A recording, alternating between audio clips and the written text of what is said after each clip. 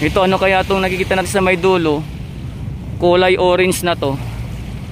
Parang pagtitingnan mo, parang ahas sa malayo eh, no? Ano kaya to? Ano pala siya? Akala ko, tingnan nyo, tingnan yung itsura niya mga kabayan ko, no? Parang, kumbaga parang ahas. Ano yung lubid pala siya na ano?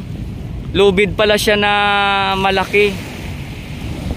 Oy, na makapal na lubid. Kasi kulay orange yung ano niya eh. Parang may pagka ano, may pagka orange na may pagka yellow ganun, parang combination. Kaya kapag sa malayo pag titingnan mo, parang kala mo ahas, oh. 'Di ba? Oh. Ay, yun pala pag lalapit tayo, yan po, lubid po siya na malaking malaki. So ito na po, tayo po ay nandito na sa may mismong dalampasigan mga kababayan ko. At dito nga, habang tayo ay papalapit, nakikita natin itong mga inanod na basura. Ayan. So ito na naman po yung ating napapansin dito, no, sa may dalampasigan ngayong araw mga kababayan. Ayun po, hanggang doon, hanggang sa may dulo. Ang dami po nating nakikita na ano to, halo-halo, no?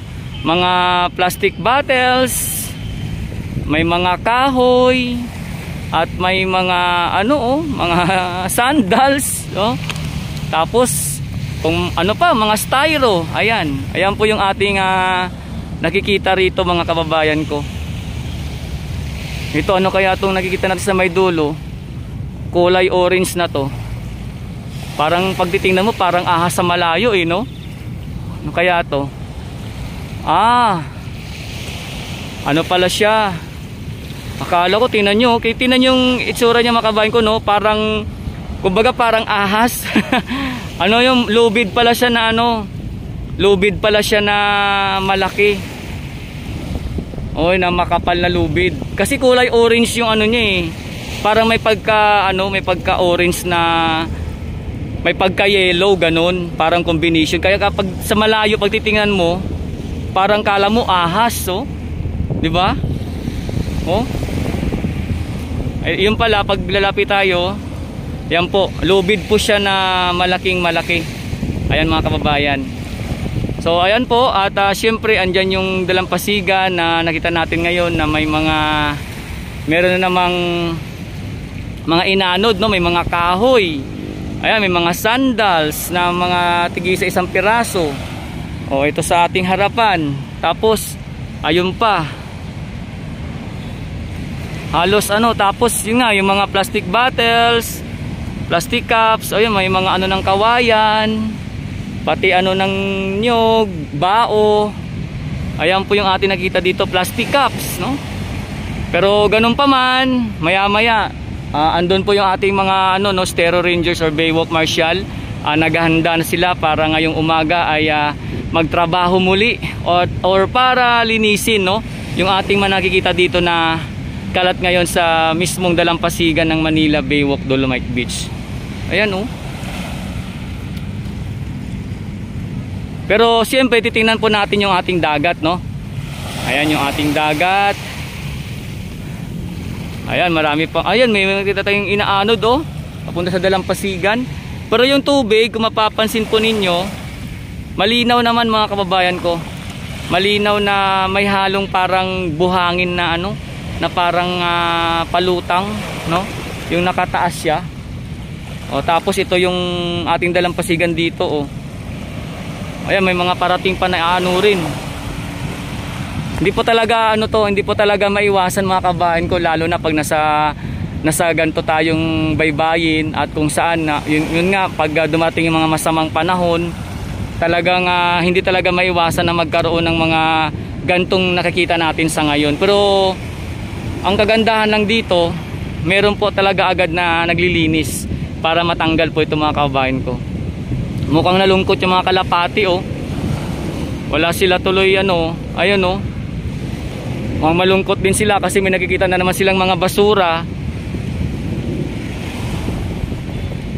So tayo naman mga kabayan ko, sabi ko nga dito sa ating pag-update sa Manila Baywalk Dolomite Beach, Dahil tayo dito lagi nagpapakita ng kaganapan, hindi po talaga natin yan, no? Kumbaga, kung ano po yung naabot ng lente ng ating camera, ay ipapakita po natin yan sa ating channel, mga kabayan ko, no? Para kasi yung iba minsan nating mga sumusubaybay sa kaganapan sa may Manila Bay, no? Lalong-lalo na yung mga gusto yata makita yung mga basura ba.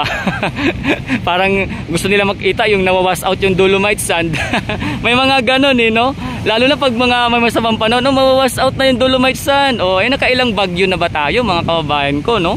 At yung iba parang yun ang pinapanalangin, di ba? Pero sa totoo lang, ayan po, talaga nananatili. Yun nga lang, ang talagang ating ditong napapansin, itong mga basura na ito, kasi nga sa lawak ba naman na nasasakupan ng Manila Bay, ay hindi po talaga ito maiwasan, mga kababayan. No? Pati dun sa talaga. Tsaka puro kahoy, tsaka kawayan. May kawayan. Yung ating napapansin dito, mga kababayan ko. Naku, sana kaagad na malinis para mag-enjoy naman yung ating mga kababayan dito. Ito, meron pa dong nag-exercise, nagpapalakas ng kanyang pangangatawan. So, kung mapapansin nyo rin po, mga kababayan ko, sa ngayon, medyo medyo wala pang masyadong katao-tao. Ayan, sa oras po na ito, mga kababayan ko. Parang bilang na bilang ko lang 3, 4, 5, 6, 7, 8, 9, 10. 10 pa lang. Ayan, pang 12, pati yun si Sir tsaka ako. Tapos yung mga naglilinis doon, yun pa lang yung ating nakikita ng mga namamasyal dito, mga kababayan ko. Tsaka itong bato na to? Bato ba to? Bato ba to?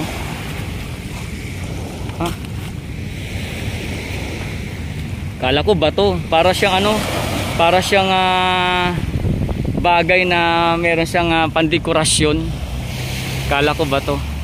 So ayan na yung mga namamasyal. At syempre talagang pag sunrise, sabi ko siya, pag sunrise talaga maganda rito. Ayan, habang pasikat yung ating haring araw, ay talagang ang ganda pagmasdan. Lalo na mamaya. Yun nga lang, ito po siya salubong sa mga papasok dito ngayon sa Manila Bay, wag dalawang isang araw. Pero wag kayong mag-alala, mga kabayan ko, kasi malilinis po kaagad yan, no? Andito lagi yung ating mga mga warriors ba? Kumbaga, Baywalk Marshals, Terror Rangers, MMDA, DPS, na nangangalaga, no, ng kalinisan dito at nami-maintain ang kagandahan ng ating Manila Baywalk Dolomite Beach. Ayan. So ayan po yung ating yung ating mga namamasyal, no. Bali, kung dati pag tuwing live natin dito may nakita tayo diyan na umupo sa dalampasigan, siguro sa ngayon diyan lang mo sa may gitna. Hindi mo na sila makakausap sa dalampasigan kasi ito po yung ating ipinapakita dito ngayon, mga kabayan ko. Ang dami na naman no? Talagang naglabasan na naman ng inaanod pala, hindi naglabasan. Mga inaanod na naman na basura dito, mga kababayan ko. Hanggang dulo, mamaya tayo pupunta niya sa may dulo para ipakita rin kaganapan dyan, kasi natatanaw ko doon yung trash skimmer. Isa po sa nangungulekta ng kumbaga para mapabilis ang pagtanggal ng mga basura, lalo na pag dyan sa may siya.